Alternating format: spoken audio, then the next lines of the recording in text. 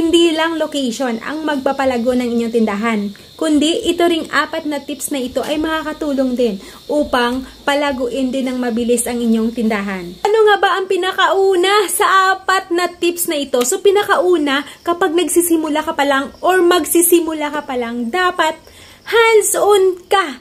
Hands-on ka muna. Tutukan mo muna yung business na sinisimulan mo. Kailangan may alam ka dyan sa business na pinasok mo bago ka kumuha ng tauhan mo.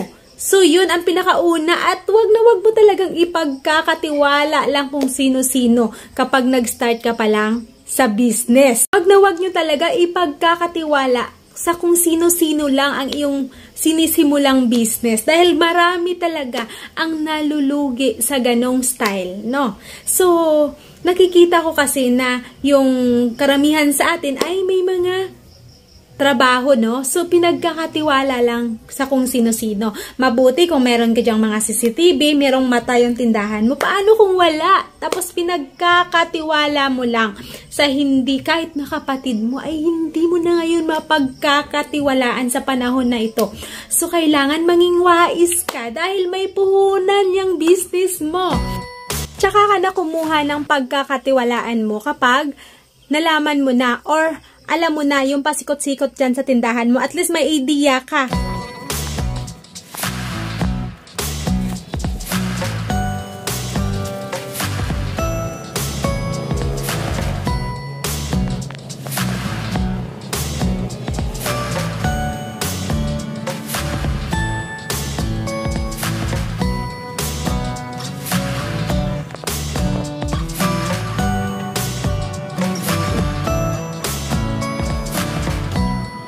So, dito tayo sa pangalawang tips.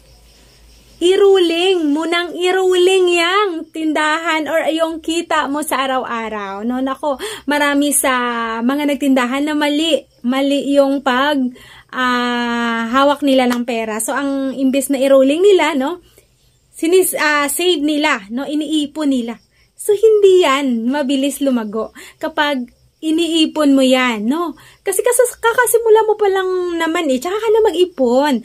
Kapag nakita mo na nag-improve na yung tindahan mo or lumago na yung tindahan mo, kailangan mo muna kumpletuhin ang laman ng tindahan mo, punuin yung tindahan mo bago ka mag-ipon. Ganong idea po kasi na kapag niruling mo ng niruling yung pera, lalaki ng lalaki din yung kita mo dahil parami ng parami yung iyong paninda, no? So, idagdag mo ng idagdag yung kita mo dun sa mga paninda. Kahit hindi siya fast moving, no, na mga paninda, maglagay ka na rin sa tindahan mo. Kahit kukonti lang, kailangan gawin mong one stop.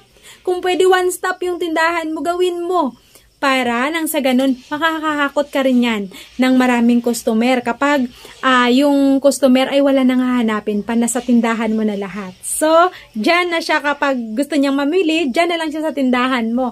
Dahil sa tindahan mo ay isang na lang, hindi na siya palipat-lipat. So, kailangan i-ruling mo ng i-ruling yan, kumpletuhin mo yung tindahan mo, tsaka ka lang mag-ipon kapag lumago na yan. So, tips number 3. So, dito sa tips number 3, ito naman. Presyo. Okay? Ayusin mo yung presyo mo. Kung pwede, mag-level ka sa ibang tindahan, no? Or mas maganda nga na mas mababa ka pa sa kanila magpresyo. Pero basta, huwag kang tumaas sa kanila. Di bali nang mag-level ka sa kanila, basta wag kang tumaas sa kanila dahil malaking factor yan pagdating sa ating mga customer. Kahit piso, minsan napakalaking pa sa kanila yan, no? Sasabihin nila ang mahal mong presyo at mas spread ba yan, no? Mas spread ba yan, no? Sabihin, ang isa mong customer na nagsasabi na mahal kang magpresyo, sasabihin yan sa isa niyang kakilala hanggang sa mas spread yan, hanggang sa unti-unti kang mawala ng customer. Kaya siguraduhin mo na tama lang yung presyo mo.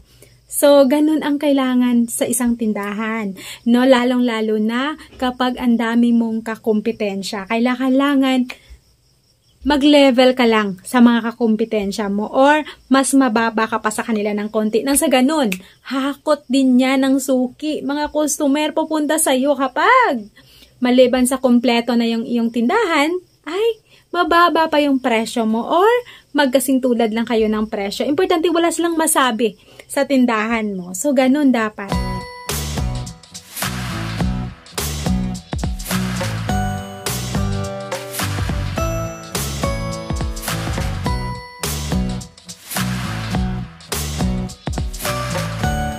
Alam nyo ba dito sa amin, grabe ang kompetisyon dito sa amin pagdating sa presyo. Parang naging price war na siya, no? Kapag bumaba ka, babaan pa nila yan. So, ganun ang nangyayari. Ang importante lang, tamang presyo ka lang, no? Kahit bumaba sila ng bumaba, hayaan mo sila. Basta ikaw, sakto lang yung porsyento mo. Kasi meron talaga nagiging price war din kasi pagdating sa presyo. So, pero ikaw, ay importante ayusin mo lang yung presyo mo. No? Wag mo silang gayahin na bumaba pa masyado or tumaas masyado. Baka kasi din, meron din kasi na mataas din masyado magpresyo, no? So, ikaw, tamang porsyento lang. Dito tayo sa pang-apat.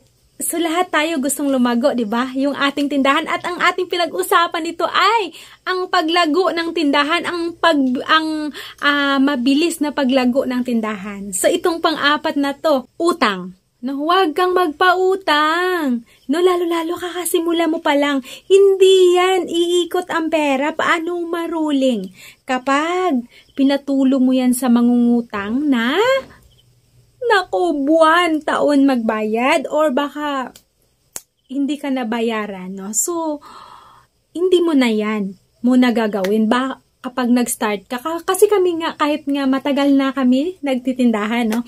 Noong una, muntikan kami sa utang-utang na yan, yung pa-close friend sa'yo, ang ending pala mangungutang. At kapag meron din na, kunyari, kulang lang yung pera, no? Kulang ng 100 pesos yung pera or 50 pesos.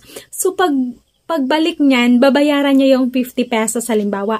Tapos, pagbayad niya, uutang siya ulit. So, di ba? Ganun lang kadali sa kanya magpa-enroll dyan sa listahan mo. No? So, wag mo yang payagan pag nagbayad. Wag mo na, or, naku, talaga hindi maiwasan talaga yung mga mangungutang, no? Lalong-lalo na sa ating minsan pamilya lang din natin, yung mahilig mangutang sa atin, no? At, kapag hindi natin pinautang, sasama rin ang loob. So, paano nga ba? Ano nga ba ang idadahilan natin, no? Para hindi nila tayo mautangan. So, ito gagawin nyo. Sabihin nyo yung puhunan nyo may interest or sinisingil kayo araw-araw ng Bombay. Ganon. Gumawa kayo ng paraan or mga pwedeng alibay nyo sa kanila para hindi sila makautang dyan sa inyo. So, ganon. Ganon lang. So, yun po ang apat natin na tips na makakatulong sa paglago ng ating tindahan. Una, pag nag-start ka, dapat hands-on ka muna. Okay? So, pangalawa, kailangan, pag may kita ang tindahan, i-ruling. No? I-ruling mo yan ng i-ruling, huwag mo muna yang ipunin. No? Habang nag-start ka, tsaka na lang kapag lumago na. Okay? Pangatlo po natin ay presyo. Naku, huwag mo hayaan na tumaas ka ng presyo sa iba. Dapat, siguraduhin mo na maayos yung presyo na binibigay mo sa iyong customer. Okay, so, sa pang-apat, yun yung huwag kang magpautang. So, kailangan tiyagaan lang natin, no, ang pagtitinda. No, dahil,